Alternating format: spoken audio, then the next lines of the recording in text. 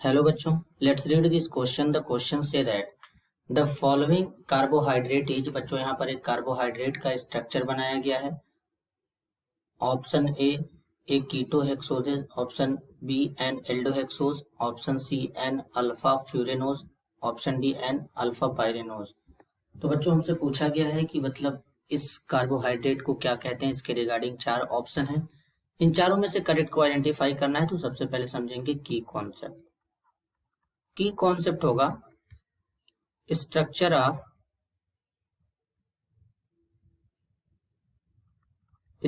Of glucose. अब basically जो बच्चों ग्लूकोज होता है इसका केमिकल फॉर्मूला होता है C6H12O6। अब इसके केस में बच्चों क्या होता है, जो फ्रक्टोज होता है उसका भी केमिकल फॉर्मूला होता है बच्चों C6H12O6।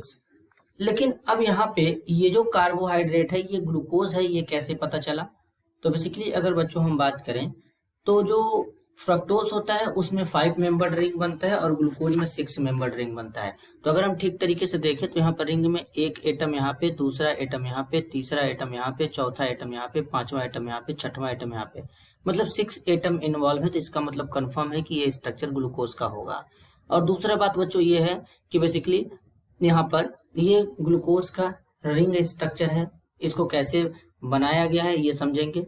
तो बेसिकली यहाँ पर CHO होता है बच्चों इस तरीके से। अब इसके बाद अगर हम बात करें तो यहाँ पर इस तरीके से क्या होता है CH2OH, फिर यहाँ पे क्या होता है OH, यहाँ पर H होता है, फिर यहाँ पे क्या होता है बच्चों OH होता है, यहाँ पर H होता है। इसके बाद एक OH यहाँ पे, एक H यहाँ पे होता है, और यहाँ पे क्या होता है तीसरे कार्बन पर एक OH इस साइड में होता है, यहाँ पे हाइड्रोजन होता है।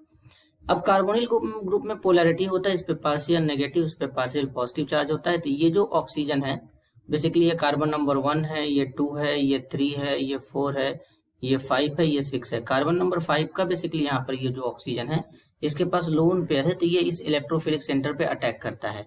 अब इसलिए यहाँ पर 5 वाला अटैक करता है क्योंकि यहाँ पर 5 से बच्चों जो होता है 6 मेंबर्ड रिंग बन जाता है, तो जिसके कारण 6 मेंबर्ड रिंग जो होते हैं स्टेबल होते हैं। और ये हाइड्रोजन जो है बच्चों ये इस ऑक्सीजन के साथ में चला जाता है।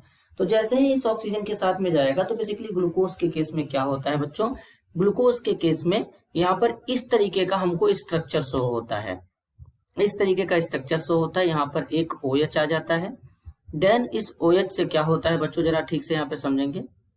यहाँ पर सबसे पहले यहाँ पर CH2OH रहेगा इस तरीके से, ये हाइड्रोजन है।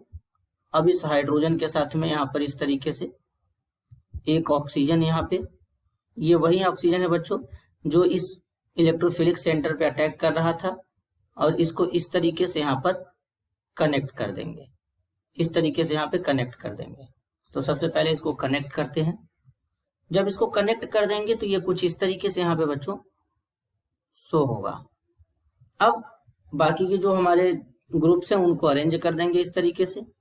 तो यहाँ पर H हो जाएगा, OH हो जाएगा, फिर यहाँ पे तीसरे कार्बन पे हम देखें बच्चों तो यहाँ पे चेंज है, तो यहाँ पर OH बाहर है तो इस तरीके से OH बाहर हो जाएगा, रिंग के अंदर नहीं रहेगा।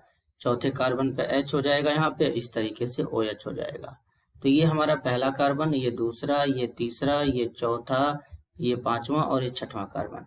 अब पहले कार्बन पे OH बच्चों जो है वो रिंग के अंदर है, तो OH जब रिंग के अंदर रहता है तो ये अल्फा होगा, जब OH रिंग के बाहर होगा तो वो बीटा हो जाएगा। यानी C1 कार्बन पे OH ग्रुप का नंबर चेंज कर, OH ग्रुप का कॉन्फ़िगरेशन बदलने पे यहाँ पर OH ग्रुप को पोजीशन बदलने से यानी डायरेक्शन यहाँ पे चेंज हो जाएगा। बेसिकली जब रिंग के अंदर रहेगा तो अल्फा, रिंग के बाहर रहेगा तो बीटा।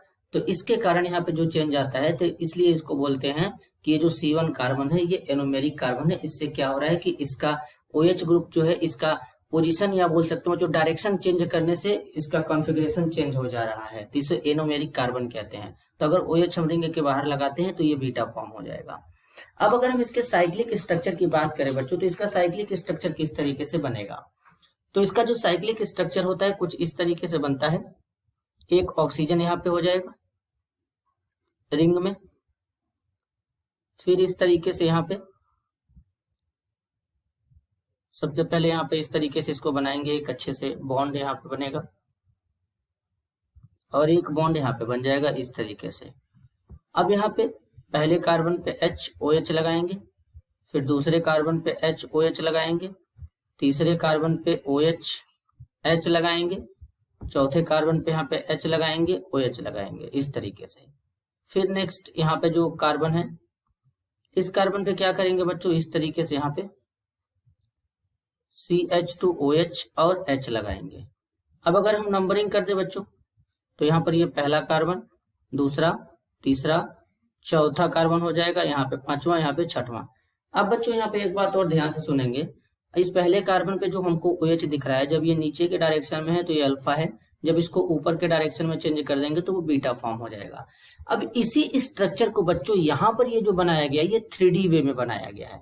अब ये क्या बनाया गया है, 3D वे में यहाँ पे बनाया गया है। तो बच्चों यहाँ पर हम देख सकते हैं कि बेसिकली क्या है कि जो कार्बन नंबर फर्स्ट है यहाँ पर बेसिकली इस तरीके से, तो अब इस कार्बन नंबर पहले में यहाँ पर देखेंगे तो एल्डिहाइड ग्रुप प्रेजेंट है। अब एल्डिहाइड ग्रुप प्रेजेंट है तो इसका मतलब एल्डिहाइड के लिए एल्डिहाइड ग्रुप प्रेजेंट है, तो इस केस में हम लोग क्या कहते हैं, यहाँ पर एल्डिहाइड के लिए एल्डो वर्ड यूज करते हैं। 6 कार्बन है तो हेक्स लिखते हैं बच्चों, और शुगर है तो OS ही लगाते हैं। तो ये क्या होगा, एल्डो हेक्सोज होगा। ये क्या होगा, एक एल्डो हेक्सोज होगा। तो इस तरीके से यहाँ पर पता करते हैं। तो इसी को यहाँ पर 3D वे में रिप्रेजेंट किया गया है। तो इस क्वेश्चन के लिए करेक्ट आंसर क्या होगा, option B, an aldohexose. This is your answer. I hope you understood it well. All the best.